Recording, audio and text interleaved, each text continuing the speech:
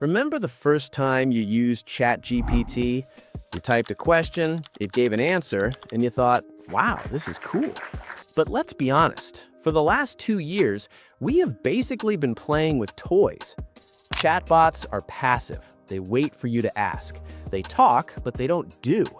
You still have to copy the code, paste it, debug it, and deploy it. You are still the engine. But that era is officially over. While we were distracted by funny images and chatbots, Silicon Valley quietly solved the biggest puzzle in AI. They gave the AI hands. We are no longer building chatbots. We are building agents. And the difference between a chatbot and an agent is the difference between a dictionary and an employee. Welcome to the job crisis of 2025. So, what exactly is an agent and why should you be worried? Think of ChatGPT as a brain in a jar. It's smart, but it's paralyzed. It can't click a mouse, it can't open a browser, it can't log into your email.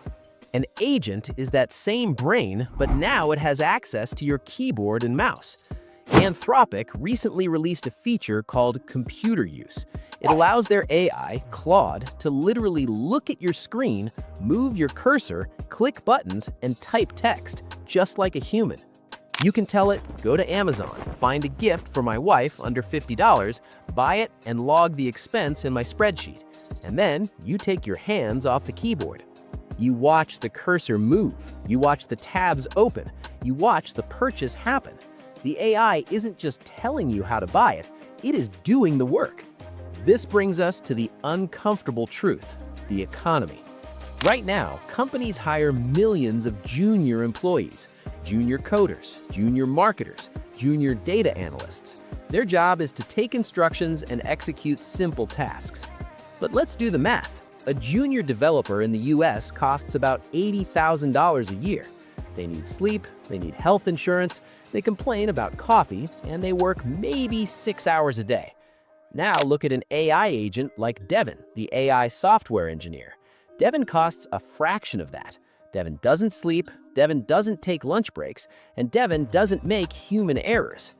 We are entering an era where the entry-level job is disappearing. Why hire a human to browse the web and fill out spreadsheets when an agent can do it 100 times faster for $50 a month? This isn't sci-fi. Klarna, the fintech giant, recently revealed that their AI agent is doing the work of 700 full-time support agents.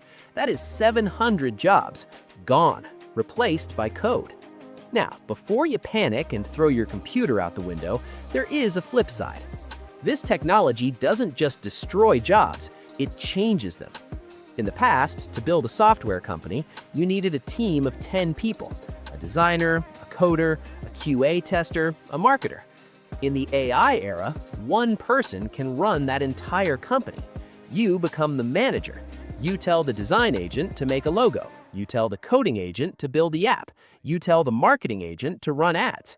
We are about to see the rise of the one-person unicorn, a billion-dollar company run by a single human managing an army of AI agents.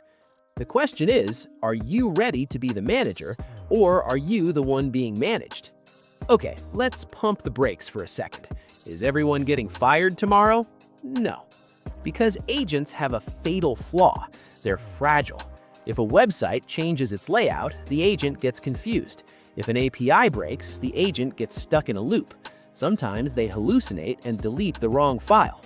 Right now, agents are like very smart, very fast, but slightly drunk interns.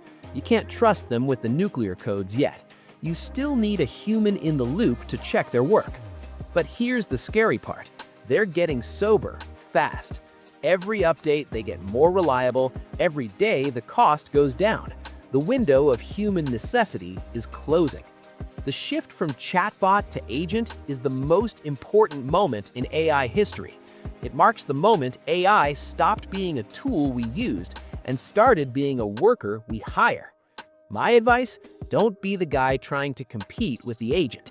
Be the guy who knows how to control them.